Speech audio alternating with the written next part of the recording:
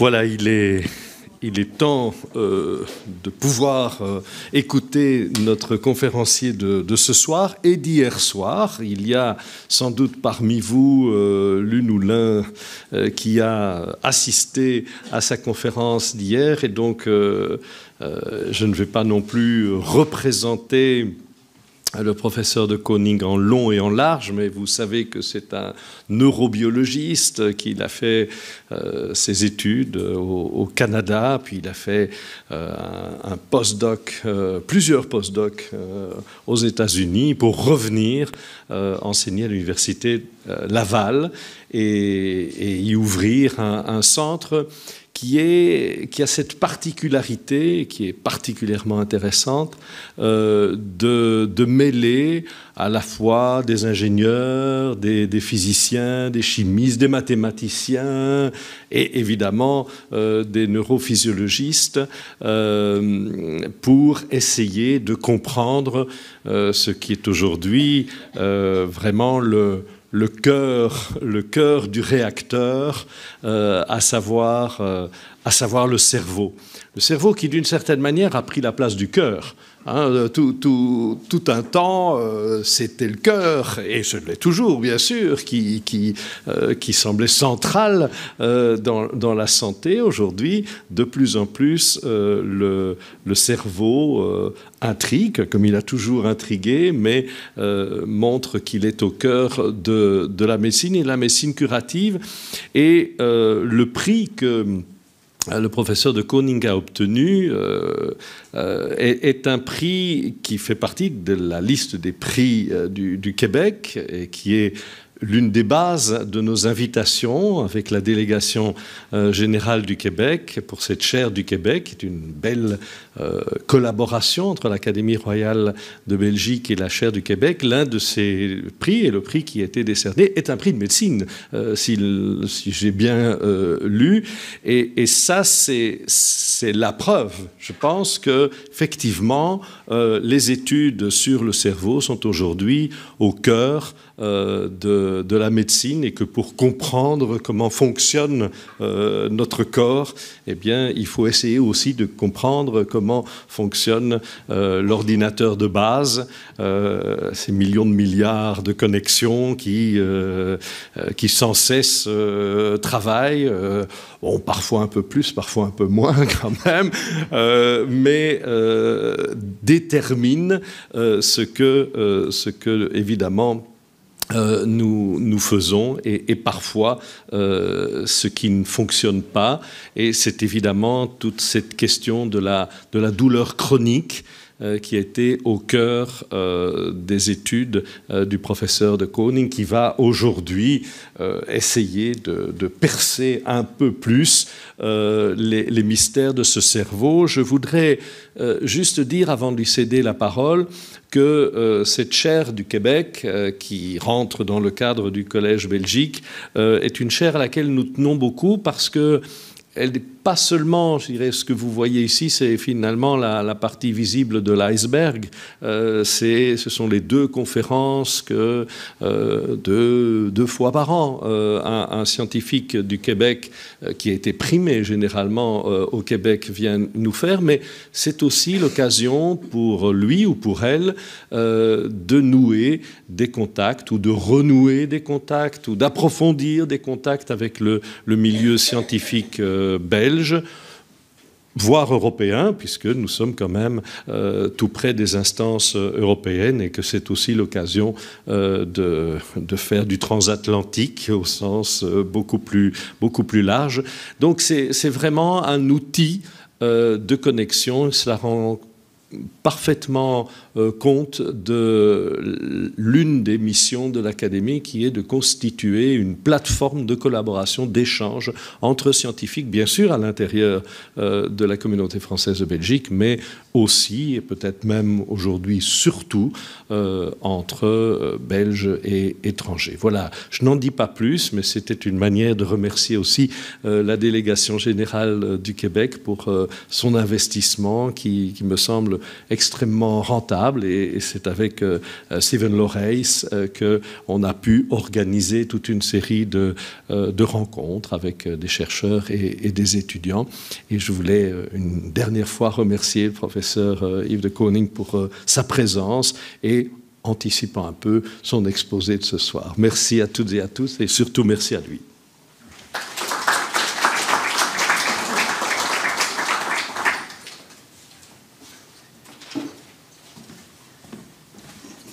Merci beaucoup, Monsieur le secrétaire. Ça fait plaisir d'entendre son nom prononcé de Koning, parce qu'au Québec, c'est de Koninck, et en France, c'est de Koninck, et je me fais reprendre en France quand je dis de Koning. C'est en fait parce que justement, un peu d'histoire récente, pas une histoire mais une histoire récente.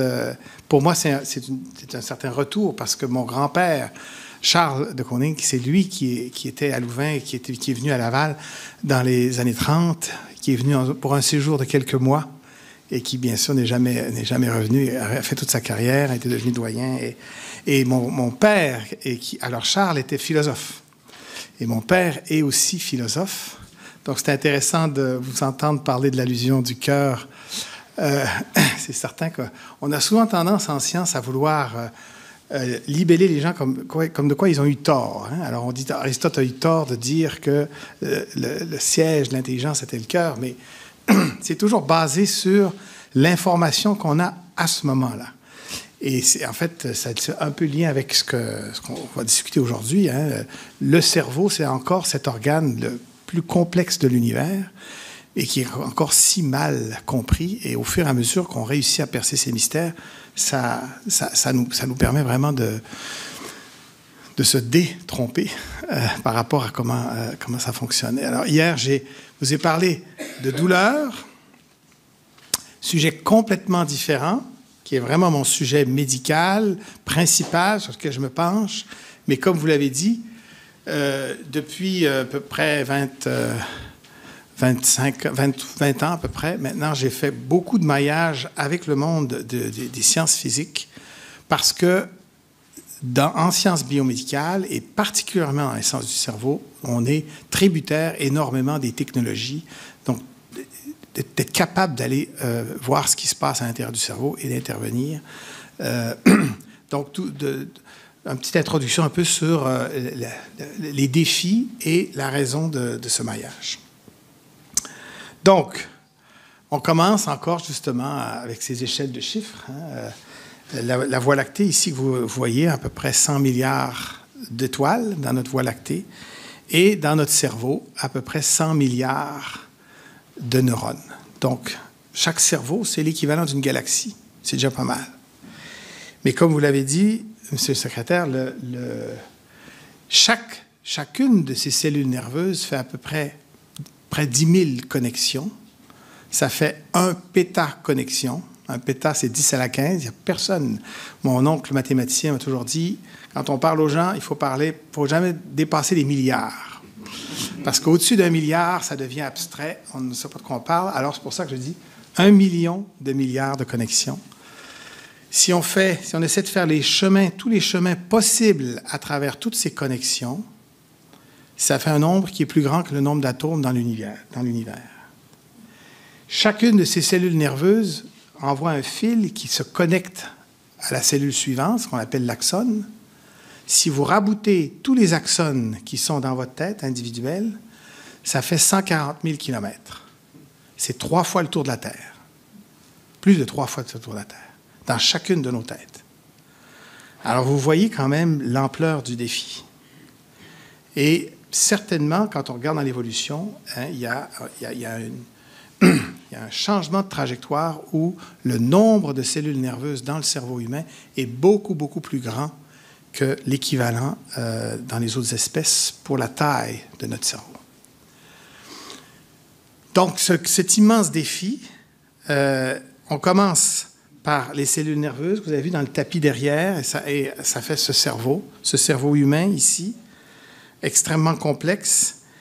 Alors, ici, c'est une représentation très artificielle d'un réseau de neurones qui ont poussé dans une boîte de Petri. Donc, vous voyez à peu près une dimension ici, peut-être 1 millimètre à travers l'écran ici. Si on zoome encore à une seule de ces cellules nerveuses, vous voyez que sur elle est tapissée de tous ces bourgeons. Chacun de ces bourgeons, chacune de ces épines dendritiques est le siège d'une connexion, des fameuses connexions synaptiques, la connexion d'un neurone à un autre. Et à l'intérieur de cette connexion, vous voyez ici à droite complètement une représentation schématique de cette connexion, et à l'intérieur de chacune de ces de la partie qui est réceptrice ici de la connexion, vous voyez que c'est pacté de molécules. Donc, vous commencez à vous imaginez toute la gamme d'échelles auxquelles on fait face. Et chacune de ces petites connexions, elle est neurochimique. La communication à ces jonctions-là est neurochimique. Donc, toute la neurochimie de notre cerveau, tout le débalancement neurochimique dans les maladies, etc., c'est là que ça se passe. À une échelle de quelques dizaines, centaines de nanomètres. Donc, on est dans l'échelle nanométrique. 1 million de milliards, pardon.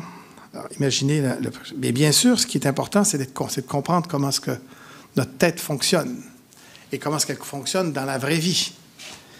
Alors, il faut faire le pont entre ces microcircuits que nous avons à l'intérieur du cerveau et tout le comportement, tous ces microcircuits, toute cette activité qui foisonne. Parce que si vous voulez que je vous donne des grands chiffres, je peux vous en donner d'autres, parce que 1 million de milliards de connexions, mais ce qui se passe à chacune de ces connexions, ça se passe sur une échelle de temps de la milliseconde. Vous le savez tous, quand on a des réflexes, quand on a besoin d'intégrer tellement d'informations quand on conduit, etc.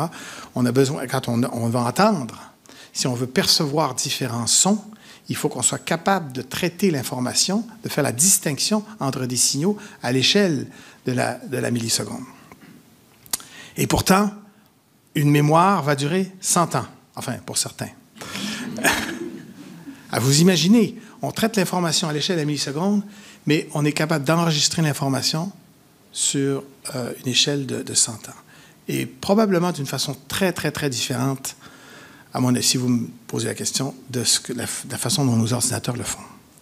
Parce que c'est très dynamique. La mémoire, c'est quelque chose d'assez phénoménal. Donc, l'objectif que nous avons, c'est celui-ci. Vous êtes assez moins jeune pour savoir de qui on parle. Bon, les plus jeunes, il faut leur montrer ceux-là. Mais enfin, c'est un peu la même chose. C'est l'idée, l'objectif ultime, c'est de développer des instruments qui sont les moins intrusifs, les moins invasifs possibles, mais aller mesurer la physiologie, ce qui se passe à l'intérieur du corps et à l'intérieur du cerveau. Parce que ce cerveau ultra complexe, un des défis qu'on a, bien sûr, c'est qu'on peut extraire des portions de cerveau et les étudier dans une boîte de Petri. On le fait régulièrement. Même du cerveau humain, parce qu'après des chirurgies, les neurochirurgiens doivent enlever des portions de cerveau. Des fois, on peut les mettre dans des boîtes de Petri.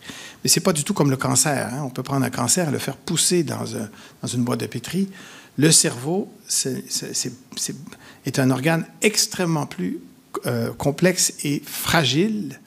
Donc, et si on veut comprendre comment est-ce qu'il traite l'information, il faut être capable de mesurer les choses à l'intérieur du cerveau en action. Donc, la thématique de ce soir, c'est la lumière. Pourquoi la lumière? En fait, qu'est-ce que la lumière a de particulièrement différent si vous regardez ici cette représentation-là en haut de tout le spectre, ce qu'on appelle le spectre électromagnétique, allant des ondes radio jusqu'à les ondes gamma, etc., qu'on utilise pour bien des choses, et au niveau planétaire et au niveau médical. La lumière, elle est dans cette petite gamme ici, la lumière visible. On parle quand je dis lumière, je veux dire, parlons ici de lumière visible ou autour de la lumière visible. Bien, ce qui est fascinant, c'est que l'atmosphère est transparente à la lumière. La lumière visible passe à travers l'atmosphère. Et ce n'est pas par hasard qu'en fait, qu'on est intéressé à la lumière, parce que la vie a évolué sur la planète en fonction de la lumière. C'est la source d'énergie vitale, c'est la lumière. Donc, la lumière doit interagir avec le vivant, avec la structure du vivant, avec les cellules, avec les molécules du vivant, parce que le vivant a évolué en fonction de cette source d'énergie, donc doit interagir avec cette source d'énergie. Mais en même temps, cette source d'énergie ne doit pas être destructive, pas complètement destructive. Hein. Bien sûr, les rayons UV, si vous êtes trop exposé, ça devient néfaste. Mais sinon, on vit dans une gamme de lumière visible. Donc, alors, c'est une très belle modalité et la confirmation de ça, en fait, c'est que la lumière se trouve à avoir juste ce bon niveau d'énergie pour permettre de voir les choses à une échelle assez petite, à l'échelle de la cellule, des molécules à l'intérieur de la cellule, mais en même temps sans les détruire, comme je viens de le dire. Et ça nous donne aussi beaucoup de spécificité. On est capable, avec tous les outils qu'on a développés, dont je vais parler aujourd'hui, de pouvoir détecter même les composantes moléculaires à l'intérieur de la cellule et de suivre ce qui se passe à l'intérieur de la cellule. Parce qu'il y a bien sûr d'autres modalités où notre cerveau est presque transparent à certaines gammes dans les rayons, dans le spectre électromagnétique, comme l'IRM par exemple. Le cerveau est presque transparent à l'IRM. Donc, c'est très, très bien parce qu'on peut observer ce qui se passe à l'intérieur du cerveau. Je l'ai montré un peu hier quand on veut sonder quelle région du cerveau s'allume quand on fait une fonction ou une autre. Et ça nous permet de mieux comprendre de façon grossière, je ne le dis pas de façon péjorative, mais à des échelles quand même assez globales, comment certaines régions du cerveau fonctionnent. Mais c'est très lent, l'imagerie par l'IRM, et c'est seulement des activités globales.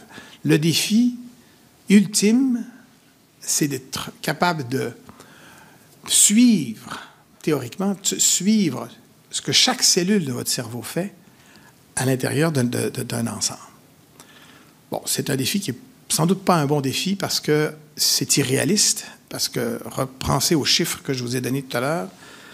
Essayer de penser qu'on va enregistrer tout ce qui se passe dans notre cerveau, c'est probablement pas la bonne approche. Mais l'idée, c'est quand même d'aller dans des petites régions du cerveau et de bien suivre ces choses-là.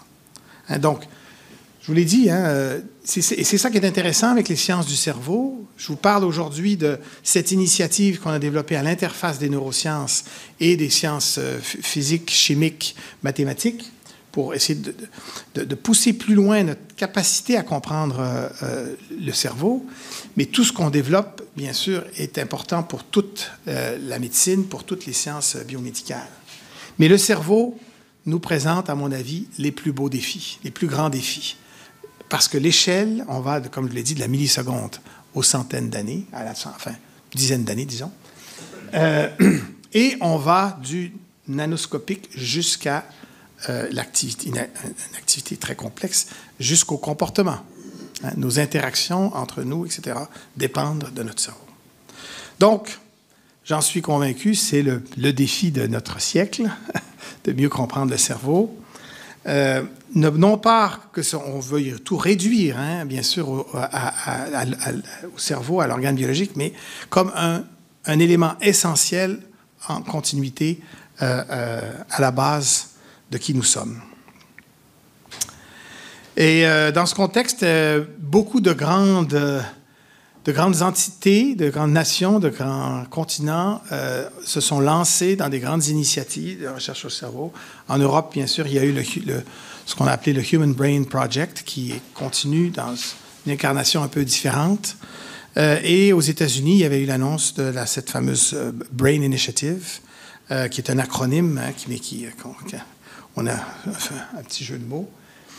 Et la vision était essentiellement celle que je vous présente, c'était de développer des technologies qui nous permettent vraiment de décoder ce qu'on a appelé le connectome, hein, tout ce réseau de connexion dans le cerveau, mais son fonctionnement. Parce qu'on a souvent tendance, en sciences de la vie, en médecine, à réduire les choses à ses composantes physiques, moléculaires, à une somme de composantes. Bien sûr, le cerveau est beaucoup plus que la somme de ses parties parce qu'il y a toute la dimension fonctionnelle, le dialogue entre les cellules nerveuses à travers le cerveau. C'est un monde absolument fantastique et cette activité, bien sûr, de cette activité émerge toute une constellation de fonctions qui ne peuvent pas s'expliquer juste par la somme des composantes. D'où l'importance de pouvoir étudier le cerveau à très haute résolution, mais en fonction. Donc, la lumière, cette initiative que j'ai lancée, comme je disais, à peu près il y a 20 ans, à l'interface de 2 centres de recherche, le Centre de recherche cerveau, qui est mon centre de recherche, qui est un centre de recherche à prétention de couvrir un très, très large spectre, des maladies neurologiques jusqu'aux maladies mentales, et le Centre d'optique photonique et laser de l'université.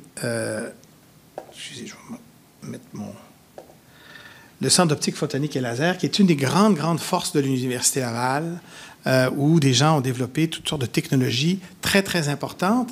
Et en fait, on a pu hériter de poussées très importantes au niveau technologique qui ont émergé de tout le secteur des télécoms. À la fin des années 90, on parlait du secteur des télécoms comme le secteur qui allait tout faire. Et il y a eu un crash spectaculaire. Hein, c'était vraiment une surenchère.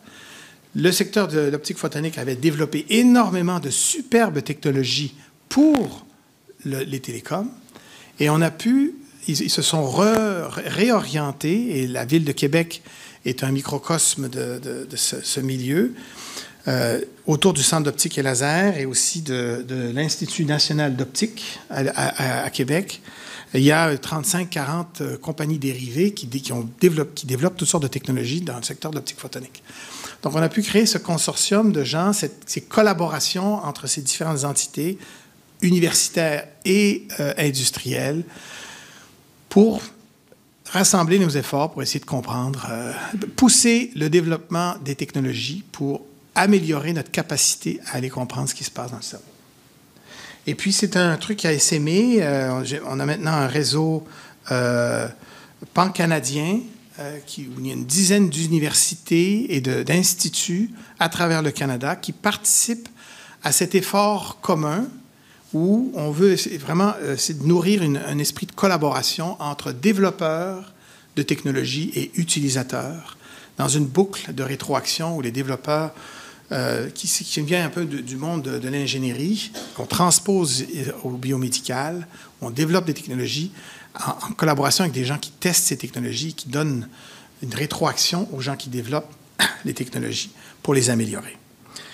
Et surtout, j'ai voulu créer un milieu où nos fameux physiciens, chimistes, mathématiciens, ingénieurs sont immergés dans le milieu biomédical. Donc, les développements technologiques que nous faisons, ils se font beaucoup, très en amont, dans le centre d'optique et laser, mais beaucoup de développement plus près de l'application biologique se fait dans notre centre de recherche, dans le milieu biomédical. Donc, les physiciens font leur développement chez nous. C'est très important parce qu'il faut savoir briser les barrières de langage quand on veut réellement créer une génération de ce que j'osais appeler de chercheurs transdisciplinaires qui sont vraiment capables de faire le pont entre les disciplines. Pas seulement mettre ensemble des gens dans un contexte de multidisciplinarité. Bon, les vieux comme moi, on est sans espoir. Alors, je travaille avec mes collègues physiciens, mais leur apprendre c'est quoi une cellule, j'ai un peu abandonné. C'est avec les étudiants, évidemment, qu'il faut travailler. C'est eux qu'il faut permettre de se développer dans le milieu médical. Donc, comme je l'ai dit, on a mis ces étudiants dans notre milieu. Ils travaillent ensemble pour développer ces différentes technologies. Ici, je mets un exemple de ce parcours. C'est quand même intéressant de voir que tout le parcours que cette initiative de Neurophotonics a créé, notamment à l'Université Laval, a amené l'Université Laval dans des orientations qu'on n'aurait jamais prévues il y a 20 ans. Ça a commencé au tout début avec un programme de formation. On a obtenu des subventions.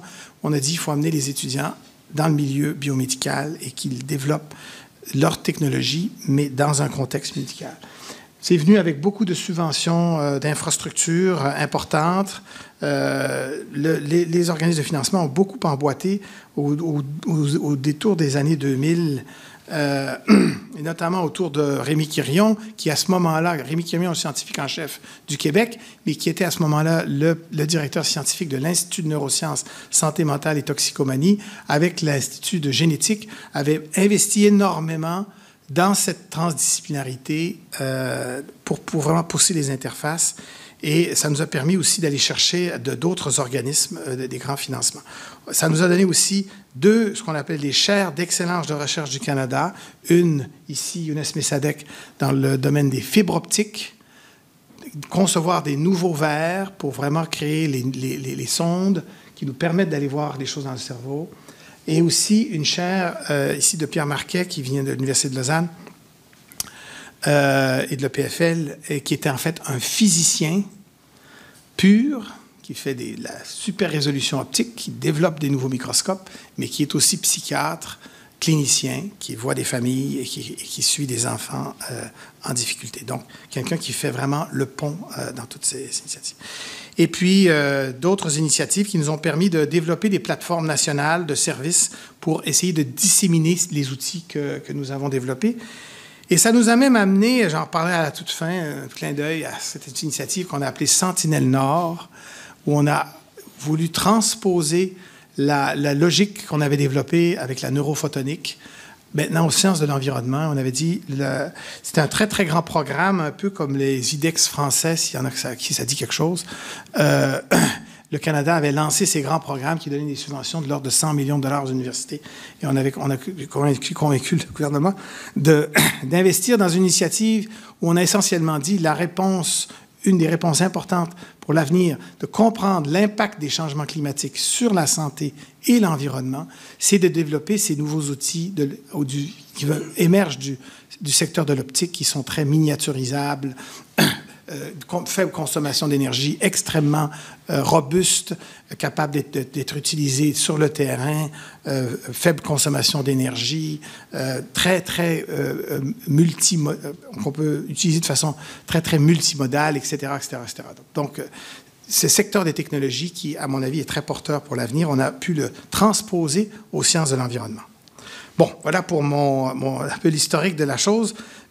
Au cas où il y a des gens dans la salle qui sont plus du secteur académique, c'est quand même intéressant de voir l'effet porteur de ce que tout a pris racine dans la formation. Bon, alors ce que je vais faire, juste pour vous donner un peu des clins d'œil des défis et de ce qu'on essaie de faire pour relever ces défis, je vous présente des vignettes très, très courtes. Ça va être frustrant parce que c'est très superficiel. Et s'il y en a que ça intéresse, on peut bien sûr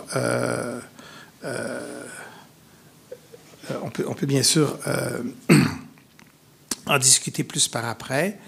Je vais essayer de vous donner un peu une idée de ce qu'on peut faire avec ces technologies.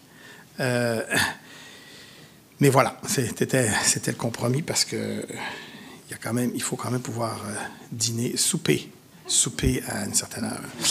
Alors, je vous l'ai dit, on couvre tout le spectre des dimensions. Donc, ce qu'on aimerait voir, ce que j'aimerais voir sous les yeux de mon microscope, c'est les molécules, les protéines, les molécules qui composent la cellule individuellement. Ça serait bien sûr merveilleux. Je vous l'ai dit, on a utilisé la lumière parce que la lumière nous donne beaucoup de résolution. Elle nous permet de voir très petit sans détruire, contrairement aux rayons X, par exemple, où on voit encore très, très petit, mais on détruit. Le problème, c'est que quand on focalise la lumière avec notre microscope, on a une tache de lumière qui est à peu près grosse comme cette bille. Donc, quand je scanne, on a des microscopes où on scanne la lumière pour voir ce qu'il y a dessous. Au lieu de voir la belle foison de molécules, ce qu'on voit, c'est une tache un peu diffuse. Alors, plein de défis. On développe plein d'approches pour essayer d'améliorer la résolution optique pour pouvoir aller mesurer dans le tissu de façon beaucoup plus précise. J'en souligne une ici qui, en fait, a donné un prix Nobel. Stefan Hell a eu le prix Nobel il y a une dizaine d'années où, en fait, il a développé une technique qui nous permet essentiellement de sculpter la lumière en utilisant différentes longueurs d'onde. On peut réduire, vous avez vu ici dans cette animation, on a pu réduire la taille de cette tache focale. Ça vous donne une idée, là, l'impact de ce développement technologique est quand même très important parce que ça a donné un prix Nobel en 2014. Et Flavie Lavoie-Cardinal, qui est chez nous, qui développe beaucoup de variations de ces technologies. On va finir par arrêter.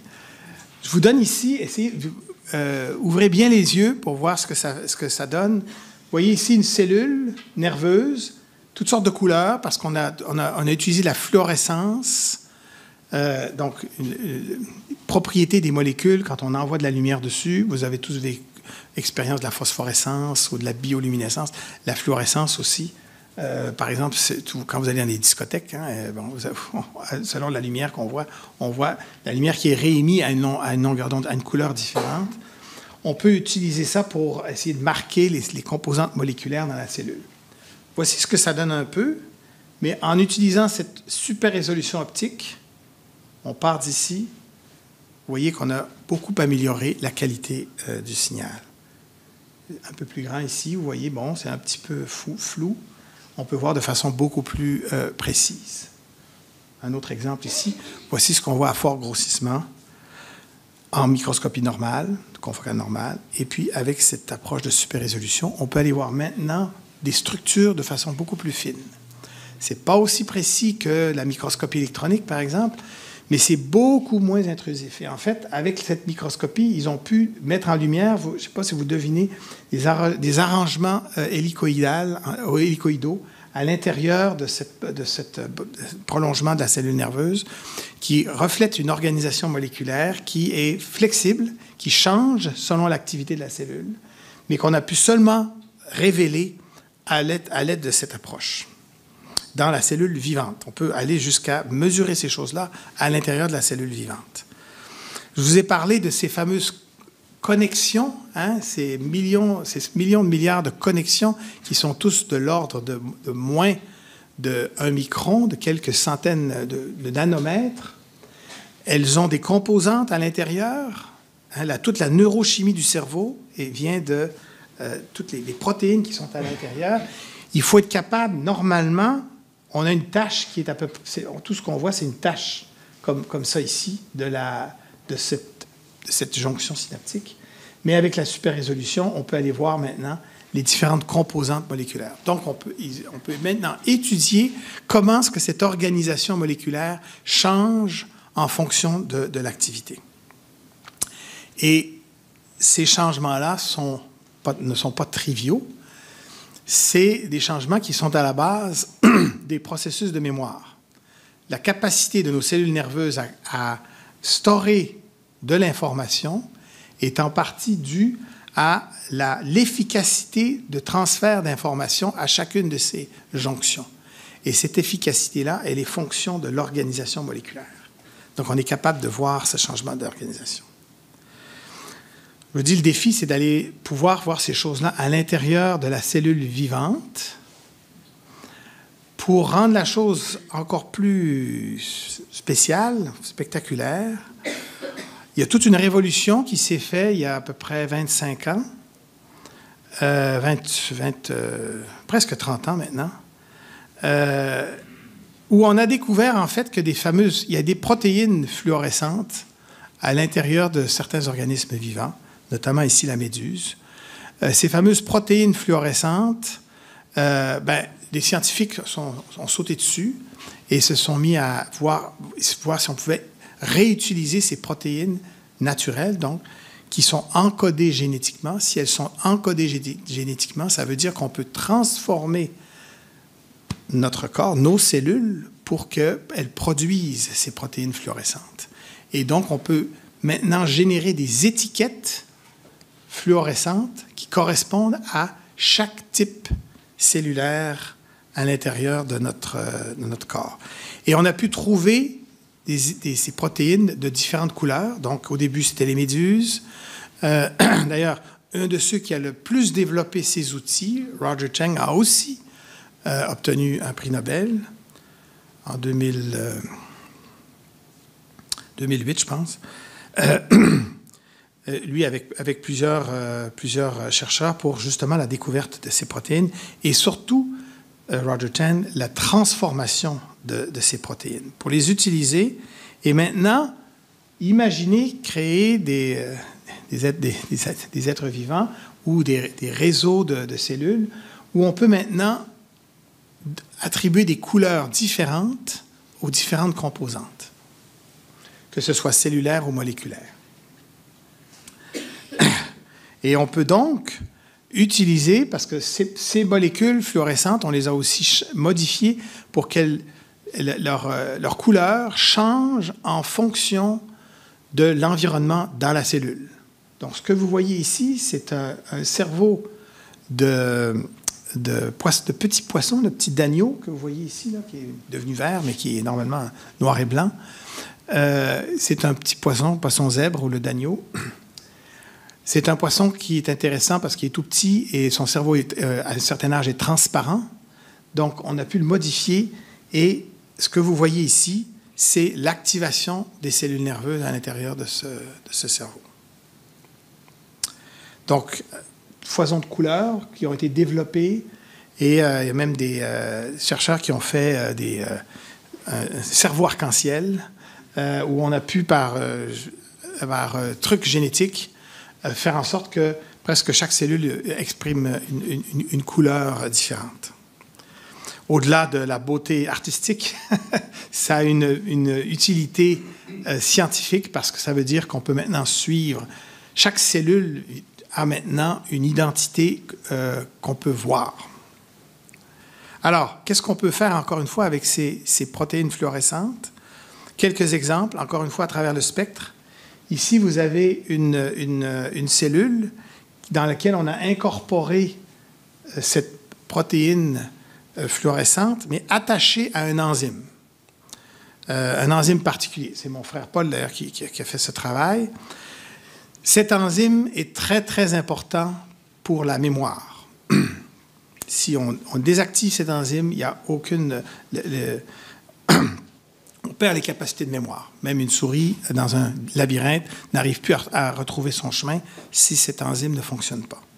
Alors, on est intéressé à comprendre comment cet enzyme, comment il joue ce rôle. Alors, ce que vous voyez ici, la tache rouge, c'est la distribution de l'enzyme parce qu'elle a à chaque fois, chacune de ces enzymes a la petite étiquette. Bon, je l'ai mis en rouge parce que c'est plus probant. Et là, maintenant, on va envoyer un facteur neurochimique sur la cellule. Et on attend dans le temps. Et vous voyez que le signal se concentre dans ces petits points. Vous vous souvenez, c'est nos petites connexions synaptiques. Hein, si j'agrandis ici, vous voyez, on voit le mouvement de cette enzyme à l'intérieur de la cellule. Et ce qui est intéressant, c'est bien sûr qu'il y a un mouvement. Après ça revient. Mais vous voyez que ça reste à un certain niveau. C'est-à-dire qu'il y a une portion de cette enzyme qui est restée aux jonctions synaptiques. Et ça, c'est une forme de mémoire dans le système. Donc, bien sûr, on utilise ça maintenant pour disséquer toute la danse moléculaire à l'intérieur des synapses pour vraiment déchiffrer complètement comment est-ce que ces mécanismes très, très, très fondamentaux de la mémoire fonctionnent. Je vous ai montré ce petit poisson zèbre dont le cerveau est transparent. Vous voyez à côté l'activité. Hein? On a transposé l'activité nerveuse qui, on avait traditionnellement l'habitude de l'enregistrer avec des électrodes, parce qu'elle est électrique, l'activité des cellules nerveuses. Mais maintenant, on est capable de la transposer pour le rendre visuel. Pourquoi est-ce que c'est important? C'est parce que avec la microscopie, avec le visuel, on peut reconstituer rapidement les choses en 3 dimensions. Donc, on peut envisager, là, vous avez juste le cerveau sur une tranche de ce cerveau, là où le microscope focalise, mais on peut scanner à l'intérieur du cerveau, reconstituer. Alors, un petit poisson zèbre, c'est pas grand-chose, hein, c'est quelques centaines de milliers de cellules nerveuses, mais on peut enregistrer l'activité de toutes les cellules nerveuses dans ce petit cerveau. Il y a beaucoup de choses qu'on peut faire quand même avec le poisson zèbre pour essayer de comprendre les mécanismes fondamentaux du cerveau.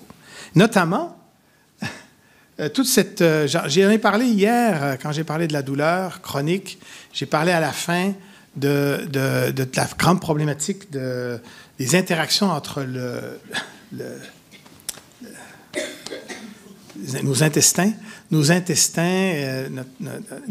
et le cerveau, et notamment le microbiote à l'intérieur de notre intestin, et notamment l'importance de ça dans certains syndromes comme la fibromyalgie, où on a pu montrer que le microbiote chez les femmes qui ont souffert de fibromyalgie est différent de celui de femmes qui n'en souffrent pas. Et c'est une première avenue pour aller vers des approches de restauration et de curative pour les femmes qui souffrent de fibromyalgie. Donc, d'un côté très fondamental, on était intéressé à comprendre comment est-ce que ça marche, ce microbiote. Bien, justement, on est capable de rendre les bactéries fluorescentes et on est capable de les implanter dans l'intestin, ici vous voyez, de ce petit animal, et donc de suivre comment est-ce que telle composition de microbiote affecte le développement du cerveau, affecte certaines sensibilités. On a pu commencer dans d'autres modèles, avec des drosophiles, à montrer que la présence de certaines compositions microbiennes change le seuil de douleur, par exemple. Et là, on peut aller plus loin. On est intéressé aussi à comprendre comment les nerfs sensoriels encodent l'information. J'ai parlé hier, dans le contexte de la douleur, de la portion des nerfs qui viennent faire contact avec la moelle épinière, et l'information est relayée vers le cerveau où il y a une perception. Comme la perception est dans le cerveau, ce qui nous intéresse, c'est de comprendre comment est-ce que le signal peut être altéré le long du chemin vers le cerveau. Donc, on est intéressé avec nos microscopes à aller enregistrer toutes les populations de cellules nerveuses le long de l'axe vers le cerveau pour comprendre comment est-ce que cette information est encodée. Alors ici, au niveau sensoriel, très simple, différents stimuli sensoriels, on peut voir, vous voyez qu'il y a certaines cellules qui s'allument, d'autres qui ne s'allument pas, etc., quand on touche la patte ou quand de nos petits animaux cobayes. Et vous voyez, ça donne une cartographie ici, que j'ai représentée par des couleurs, mais juste pour montrer que à l'intérieur de votre nerf sensoriel, vous avez un encodage de l'information avec toute une distribution de l'information de différents types. Ici, juste l'information thermique, par exemple. Et donc, après ça, on peut travailler avec des mathématiciens pour essayer de reconstituer, avec des approches de théorie des graphes, par exemple, l'organisation du réseau, pour essayer de comprendre comment est-ce que l'information est encodée, pour par la suite comprendre comment est-ce qu'elle sera décodée à différents niveaux dans le cerveau, et comment est-ce que la fonction de transfert est altérée et peut expliquer l'interprétation anormale d'un signal. Dans mon cas, ce qui m'intéresse, c'est la douleur pathologique, la douleur anormale. Un autre joueur dont on a parlé hier, c'est dans le contexte, encore une fois, de la douleur chronique. Petite représentation ici, quand on a une lésion d'un nerf périphérique, j'ai expliqué aux gens qu'il y a une inflammation au niveau du membre, mais il y a aussi une inflammation qui se produit au niveau de la moelle épinière. Vous avez ici une coupe histologique de la moelle épinière.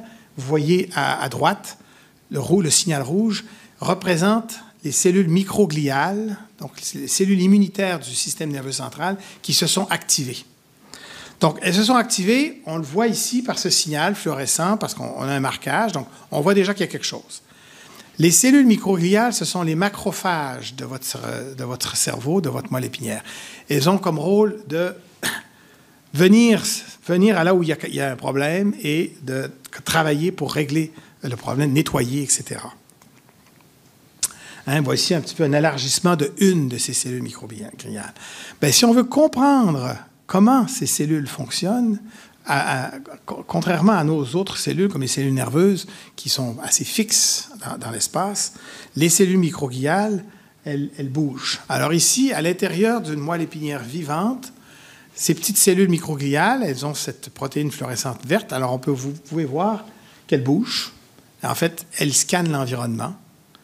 Et juste pour vous montrer un peu le genre d'intervention, si on fait une petite lésion laser au milieu de l'écran, vous allez voir ici, j'ai fait une petite lésion, et vous voyez maintenant que les cellules microgliales vont étendre leur processus pour aller circonscrire la lésion et empêcher que ça se détériore. Elles ont ce rôle de surveillance et de nettoyage, mais si on veut comprendre la physiologie de ces cellules, il faut comprendre leur action dynamique. Donc, on a pu montrer, par exemple, que suite à une lésion d'un nerf périphérique, le comportement dynamique de ces cellules microgliales a changé. Et la signature de ce comportement dynamique nous donne de l'information sur l'état de ces cellules et peuvent nous donner une façon des indications de comment aller modifier la chose. Un autre problème fascinant, est-ce qu'on peut renverser la dégénérescence? Quand j'étais jeune à l'école, on nous disait le cerveau, les cellules du cerveau ne se reproduisent plus. Donc, bon, on décline. On décline à partir de ce moment-là. Mais en fait, dans les derniers 20-25 ans, on a montré qu'en fait, il y a aussi des nouvelles cellules nerveuses qui sont produites dans le cerveau. Il y a de la neurogénèse chez l'adulte et même chez l'humain aussi et chez la personne âgée aussi. Donc, il y a de l'espoir pour nous tous ici. Alors, il faut essayer de comprendre comment est-ce qu'on pourrait exploiter la chose. Parce que, donc ici, il y a un petit... met en évidence ici cette petite structure du cerveau qui est le bulbe olfactif. Le bulbe olfactif est une région du cerveau où il y a énormément de production de nouvelles cellules nerveuses. Demandez-moi pas pourquoi est-ce que le système de l'odorat est structuré comme ça, mais c'est le cas. Alors, on peut, dans des petites souris, aller étudier la migration de ces nouvelles cellules nerveuses qui suivent un chemin ici. On a découvert qu'il y a beaucoup de nouvelles cellules qui sont créées et qui suivent un certain chemin. Et alors, ce que mon collègue Armen Sagalédian a pu étudier, il a pu étudier ce qui guide ces cellules. Et ce que vous voyez ici, encore une fois, grâce à la fluorescence, c'est des petites cellules. Sur une base de temps, c'est accéléré, une vidéo ici. Ça se passe sur des minutes et quelques heures. Les cellules avancent. Elles avancent en fait autour des vaisseaux sanguins. Les vaisseaux sanguins sont le guide de ces cellules. Et ils le font avec des facteurs neurochimiques. Alors, ce que Armen a pu montrer, c'est qu'on peut exploiter ces facteurs neurochimiques pour rediriger ces nouvelles cellules. Alors ici, un exemple, par exemple, de redirection de ces cellules-là dans un modèle vous voyez ici l'apparition des petites cellules rouges un peu, de nouvelles cellules qui ont migré dans certaines régions, ici, une des régions du cerveau où il y a eu un accident vasculaire. Donc, on peut envisager maintenant une perspective. Grâce au suivi qu'il a fait, il a pu identifier comment attirer les cellules au bon endroit. Et donc, on a toute la perspective d'essayer d'exploiter notre propre pouvoir régénératif pour contrer la dégénérescence. Ce qui est quand même beaucoup plus intéressant que d'aller retourner vers les cellules embryonnaires, par exemple. Parce que nous produisons nous-mêmes notre propre matériel régénératif. On peut imaginer bien des choses ici. Vous voyez ici des petites souris. Ce que vous voyez, en fait, c'est juste que leur petite tête a été juste...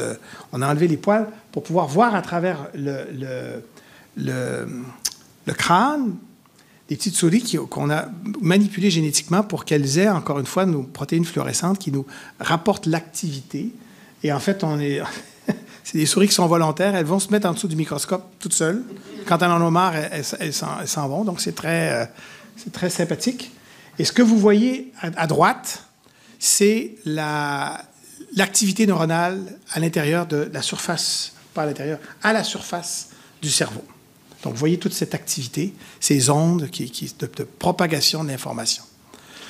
Je vous montre ça, c'est la surface, hein, bien sûr. Maintenant, ce qu'il faut, c'est pouvoir analyser toute cette dynamique et essayer de comprendre comment est-ce que, à travers cette dynamique, il y a du traitement, comment est-ce qu'on traite l'information.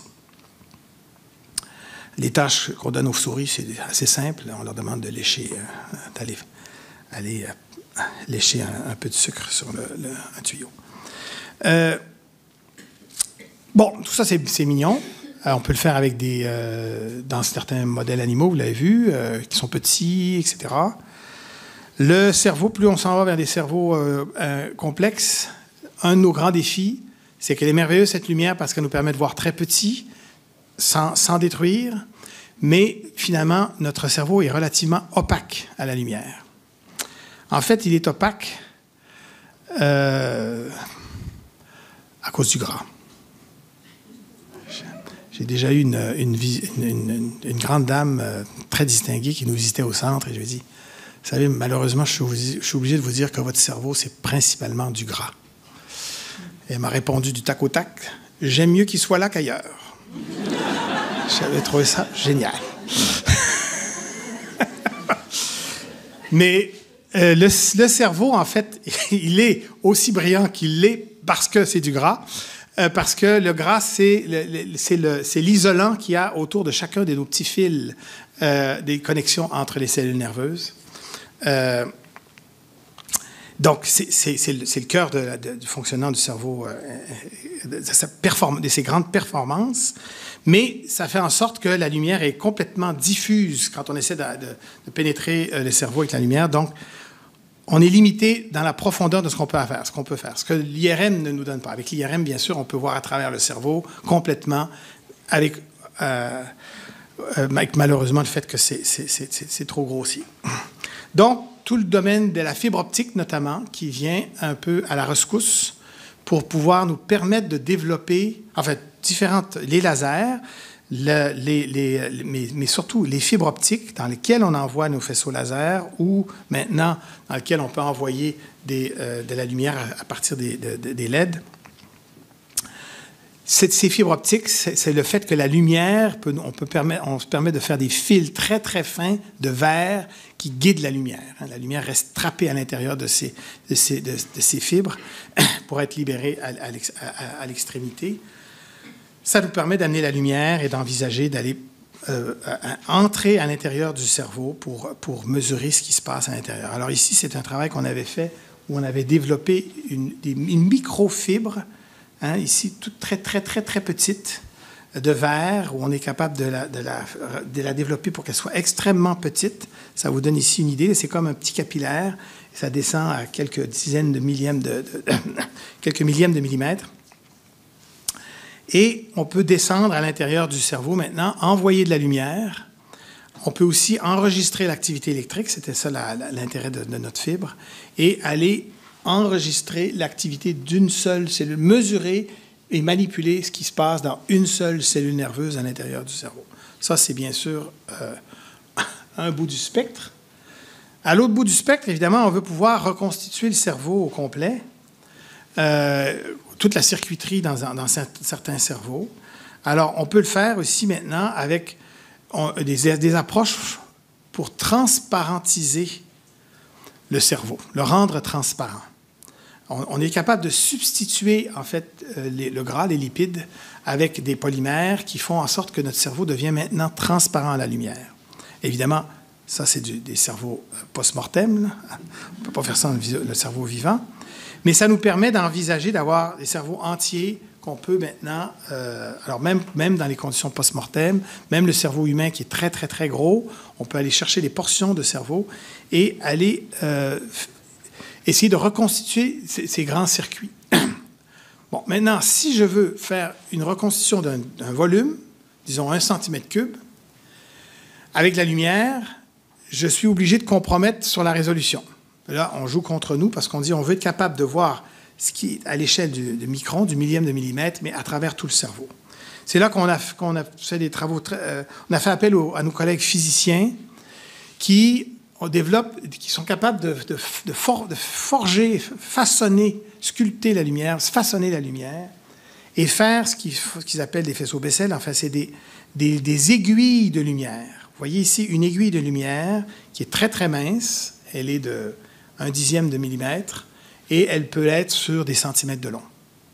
Et avec ce faisceau de lumière, on est capable de scanner des cerveaux entiers en 2 dimensions. Ça nous fait une image, une reconstruction en 3 dimensions d'un cerveau, mais à très, très haute résolution. C'est là que ce que nous, on a développé dépasse les technologies qui sont disponibles jusqu'à présent.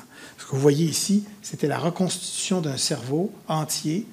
Alors, ce que vous voyez ici, c'est le marquage à la dopamine, un neurotransmetteur du cerveau, tout le réseau de neurones qui contiennent la dopamine à l'intérieur de ce cerveau. Vous l'avez vu tourner un peu dans les airs, mais on peut zoomer à l'intérieur et voir les choses en détail. Bon, à quoi ça sert tout ça aussi, dans une perspective thérapeutique? Je vous donne quelques exemples de choses qu'on a fait aussi pour essayer de comprendre. Je vous ai parlé de Pierre Marquet, ce physicien psychiatre qui vient de l'EPFL et du CHU de Vaudois de Lausanne, dont l'objectif dans la vie, c'est, comme psychiatre qui s'intéresse à la jeunesse en difficulté, c'est d'intercepter le développement ou l'émergence de la maladie.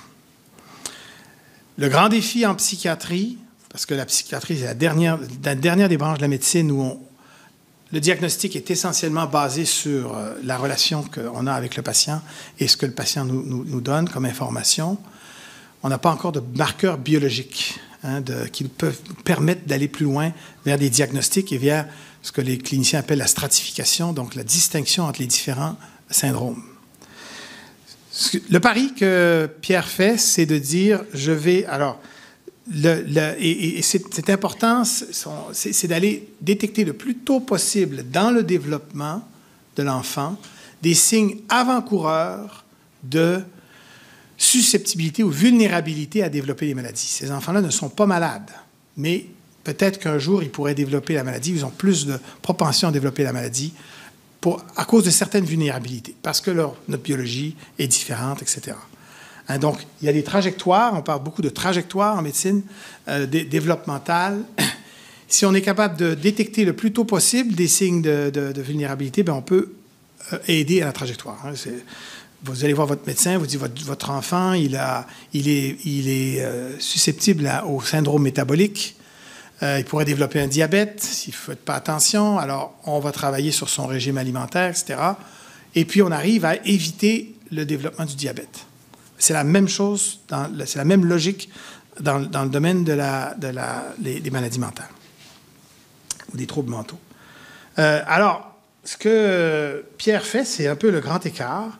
On exploite beaucoup le fait que de plus en plus, on est capable d'extraire des cellules de patients, de les reprogrammer en cellules pluripotentielles et de les refaire pousser dans une boîte de pétri. Donc, le problème avec le système nerveux, encore une fois, comme je dis, on ne peut pas faire de biopsie du système nerveux, on ne peut pas l'extraire, mais on peut essayer de façon très artificielle, soit reconstituer des cellules nerveuses à partir de cellules somatiques chez les patients. Et alors, c'est ce que Pierre fait, soit de patients avérés, schizophrènes, bipolaires, dépression majeure, ce sont les 3 grands syndromes qui l'intéressent, ou des enfants à risque versus des enfants qui ne sont pas à risque, des enfants étiquetés à risque à cause de l'histoire familiale ou dans certains groupes, il y a des prévalences très élevées de maladies. Alors, Pierre développe des microscopes de main utilisant l'holographie numérique pour avoir des résolutions extrêmement, extrêmement fines de la cellule en fonction. Alors ici, vous voyez des images prise ultra rapidement, en quelques millisecondes d'une cellule en 3 dimensions. La résolution est telle de ces microscopes. Vous voyez ici un exemple, ce que vous voyez ici au milieu, c'est un globule rouge, un tout petit globule rouge, et vous voyez que ça vibre. Bien, la résolution du microscope est tellement fine qu'il est capable de mesurer les propriétés biomécaniques, la vibration de la membrane à la surface de ces globules rouges. Bien, vous me croirez ou non, ils ont été capables d'identifier des patrons vibrationnels dans ces globules rouges distincts dans différents syndromes. Par exemple, diabète, non-diabète, et ils travaillent là-dessus maintenant pour la distinction entre bipolaire et schizophrène. Bien sûr, ce n'est pas un biomarqueur comme ça qui détermine votre avenir. Hein. C'est l'ensemble de biomarqueurs de ce type qui peuvent venir en appui au diagnostic du psychiatre qui essaie de décider si c'est plutôt un bipolaire ou un schizophrène, ce que tous les autres domaines de la médecine ont. Tous les médecins se servent de rapports, de mesures biologiques, physiologiques, pour les aider dans leur diagnostic. À une autre échelle, une autre équipe, Marc Hébert, chez nous, qui est en ophtalmologie, qui utilise depuis toujours les électrorétinogrammes pour mesurer la réponse de l'œil à la lumière. C'est-à-dire que quand on envoie un flash lumineux dans l'œil répond, il peut mettre une petite électrode, vous voyez ici une petite électrode à la surface, et on peut enregistrer la réponse de la rétine, la réponse électrique de la rétine. Ce que vous voyez ici, c'est ce signal qu'on enregistre. Eh bien, ça, c'est un signal normal, et ils ont une signature différente de signal chez les schizophrènes. Alors, juste la réponse de l'œil à la lumière est différente. On n'a pas dit qu'on expliquait la maladie avec ça. Là. On n'explique pas la maladie. On a juste un marqueur qui est distinct, un comportement de l'œil qui est distinct d'un autre et qui nous aide à diagnostiquer la maladie. On peut aller plus loin, on peut essayer d'aller sonder les composantes moléculaires dans le tissu. Ici, Daniel Côté développe des microscopies de type, ce qu'on appelle il s'intéresse au signal Raman, un signal que les chimistes utilisent beaucoup pour comprendre la composition moléculaire du tissu. En utilisant les lasers, il est capable d'extraire cette information très rapidement et de faire de l'imagerie. Un signal qui est très fort, qu'on peut voir directement avec cette modalité, c'est la fameuse gaine de myoline. Je vous ai dit tout à l'heure que le cerveau, c'était du gras. C'est l'isolant qui est autour des fils entre vos cellules, qui est un empilement de membranes cellulaires.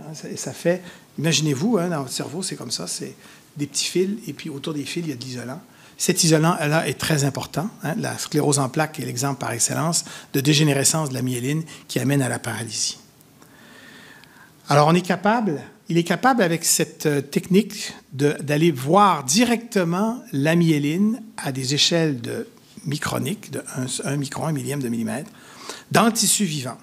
Donc, évaluer la qualité de votre myéline. On voit que le secrétaire général, ça l'inquiète, sa jambe le dérange. En effet, hein, quand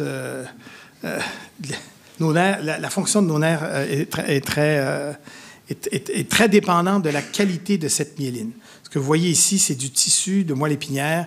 Vous voyez ici ces petits cercles, c'est la gaine de myéline. On peut la quantifier, on peut la regarder ici dans l'autre axe, etc. Donc, il est capable de suivre, par exemple, une lésion. Ici, ce que vous avez, c'est un nerf où il y a eu un écrasement du nerf à un endroit. Et puis, il peut suivre avec ce microscope le nerf. Vous voyez qu'on approche de la région qui a été écrasée. Et on peut suivre la régénérescence du nerf. Ce qui nous donne une ouverture vers une approche qui nous permet maintenant de voir la cicatrisation et comment est-ce que différentes approches pharmacologiques peuvent nous aider à améliorer le recouvrement. Une dernière application de cette approche Ils l'ont fait avec mon collègue Gustavo Turecki à l'hôpital Douglas à Montréal, qui a des grandes banques de cerveaux de personnes qui se sont suicidées. Et une des questions qu'on se pose, bien sûr, c'est qu'est-ce qu'on peut apprendre de ces cerveaux suicidés? Et notamment, comment est-ce que notre cerveau peut être altéré de façon fondamentale suite à des événements très tôt dans notre vie. Donc, ils ont des banques de cerveau de gens qui se sont suicidés avec abus. Des gens qui... Donc, on sait qu'il y a eu un abus quand ils étaient jeunes versus des gens qui n'ont pas eu d'abus. Et on peut poser la question, donc, ces mêmes cerveaux, même si c'est à la fin de la vie et qu'il y a toute une histoire historique de vie qui va complètement façonner nos cerveaux différemment, est-ce qu'il y a quand même des caractéristiques dans ces cerveaux qui sont différentes entre ceux qui ont eu de l'abus quand ils étaient jeunes versus non? Et encore une fois, avec la technique de Daniel, ils ont pu aller mesurer à très, très grand débit une très grande quantité de ces gaines de myéline pour voir comment les fibres nerveuses sont dans les cerveaux, dans ces deux types de cerveaux. Et ce qu'ils ont constaté, c'est qu'en effet, chez les suicidés avec abus, il y avait une différence très, très marquée dans la caractéristique de ces nerfs. Ça va loin. La lumière, ici, Daniel Côté, encore une fois, travaille avec les neurochirurgiens pour les aider quand ils implantent des électrodes. Les neurochirurgiens font des implants d'électrodes profondément dans le cerveau pour traiter certaines maladies comme le Parkinson, les dépressions majeures, etc. C'est très, très, très... C'est crucial de pouvoir positionner l'électrode de façon extrêmement précise dans le cerveau. Un cerveau, bon, le mien, je ne sais pas, là, disons, plusieurs centimètres quand même, une vingtaine de centimètres de diamètre, c'est assez gros, un cerveau. Le noyau qu'on veut aller stimuler pour traiter certaines maladies, comme le Parkinson, la dépression, c'est moins d'1 millimètre comme petit point qu'on veut aller... C'est comme un grain de riz. Ben alors, imaginez, quand on rentre l'électrode, si on est un petit peu à angle, on va manquer la cible.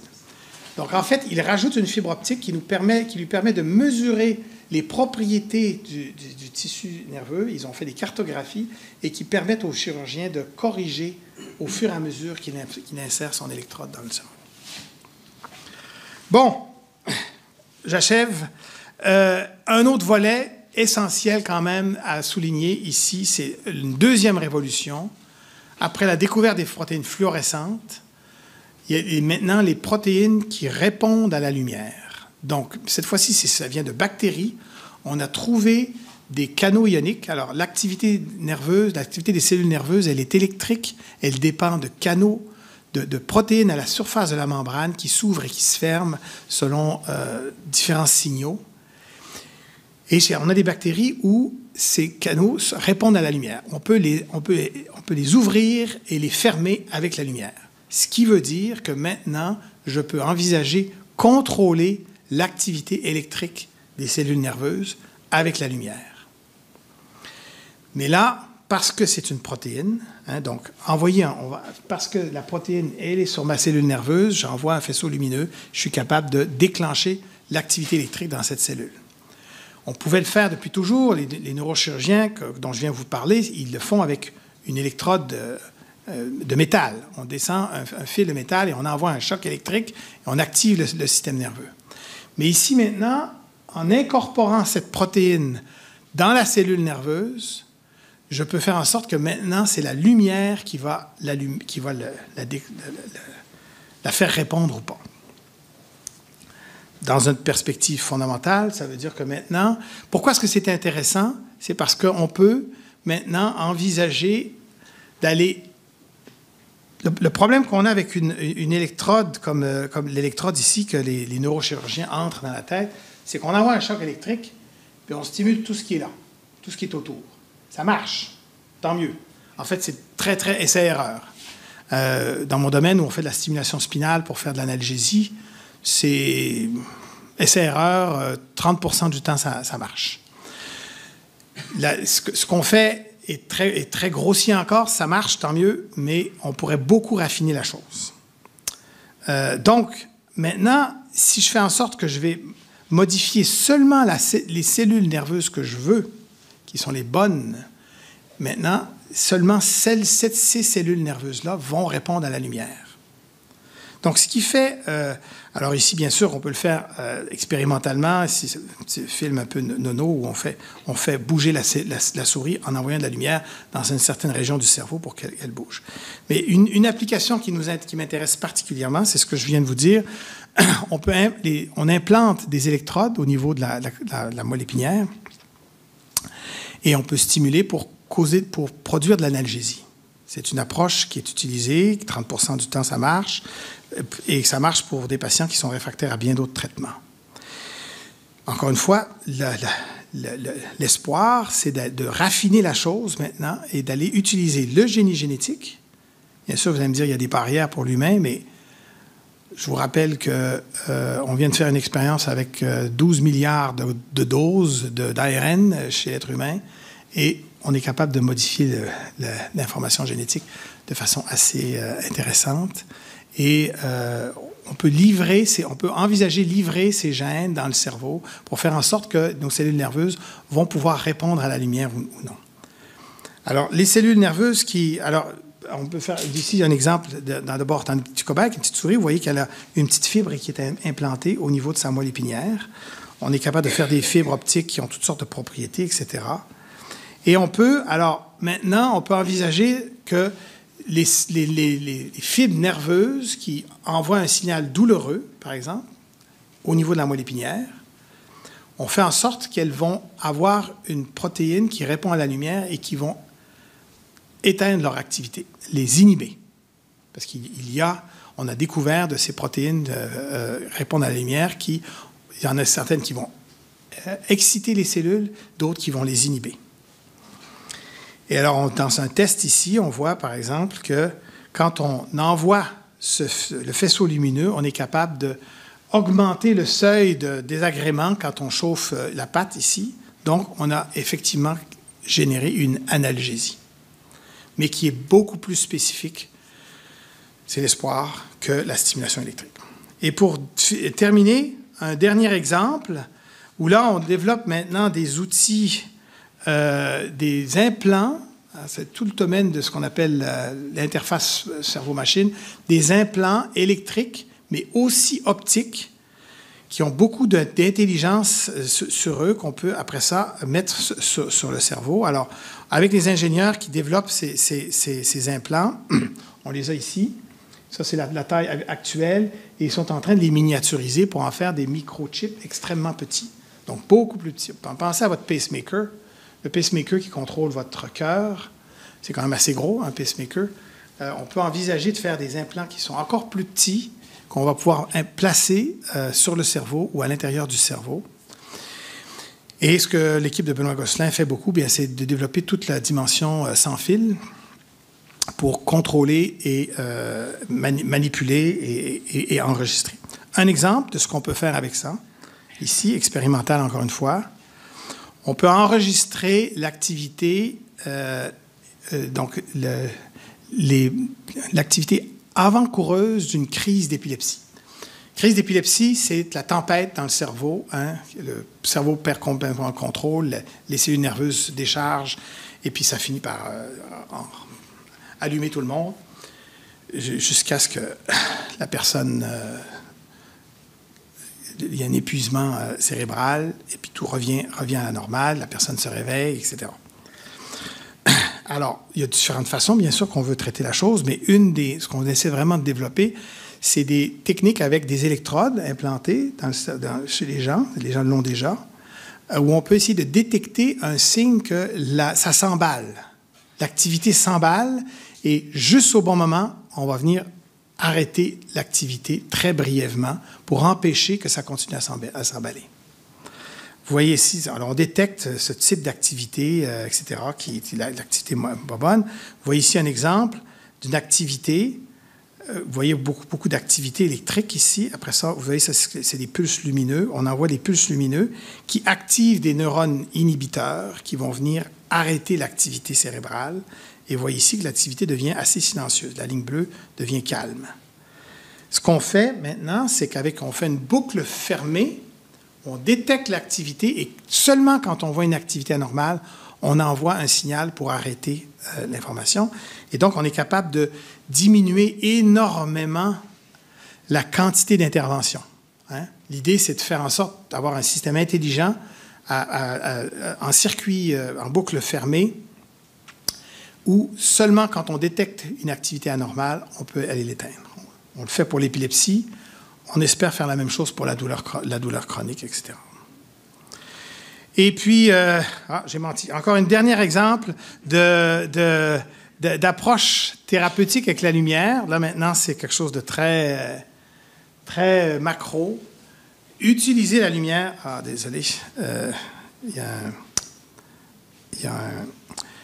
Mon collègue Marc Hébert travaille beaucoup sur l'utilisation de la lumière pour contrer les troubles, excusez-moi, il y a un timer, contrer les troubles d'humeur. Vous savez tous qu'on a les fameuses dépressions saisonnières. Il y a tout le domaine de la luminothérapie. Hein, on peut, en utilisant le bon spectre lumineux, venir pallier à ces dépressions saisonnières. Mais ce qu'il fait aussi, excusez-moi, il faut que je lutte contre le... c'est qu'on peut s'en servir aussi pour rectifier le rythme circadien, aider les travailleurs de nuit à ne pas s'endormir. Au lieu de prendre du café, de trouver la bonne stimulation lumineuse pour wow, il s'emballe, hein? Quand on stimule avec la lumière bleue, on réveille. Quand on stimule avec la lumière rouge, on endort. On peut trouver des algorithmes de stimulation qui font en sorte qu'on va permettre aux gens qui travaillent la nuit, avec des lunettes, par exemple, avec des toutes petites fibres optiques et des petits LED, qui envoient un petit peu de lumière dans l'œil, de permettre à ces gens-là de ne pas s'endormir. Et c'est des travaux qu'ils font notamment avec les camionneurs, avec différents corps de métier, où les gens ont besoin d'essayer de trouver des approches non pharmacologiques pour ne pas s'endormir.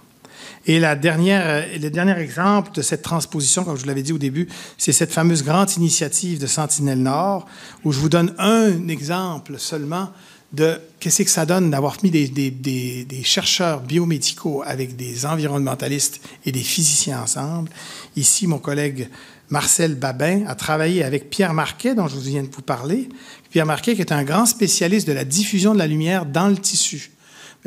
Marcel a pu reprendre les modèles de Pierre pour développer des modèles d'interprétation de la propriété de la glace. Marcel va sur la banquise dans le Nord et est intéressé aux propriétés de la glace, cette fameuse glace qui devient de plus en plus rare, etc. Les glaces a toutes sortes de propriétés. Bien, en envoyant de la lumière à l'intérieur de la glace et en regardant comment est-ce que la lumière diffuse à travers la glace, on va chercher beaucoup d'informations sur sa nature. Et c'est là que c'est quelqu'un qui travaille sur le cerveau, a travaillé avec quelqu'un qui est un biologiste qui travaille sur les diatomées en dessous de la glace dans l'article et qu'ils ont pu s'entraider. Voilà.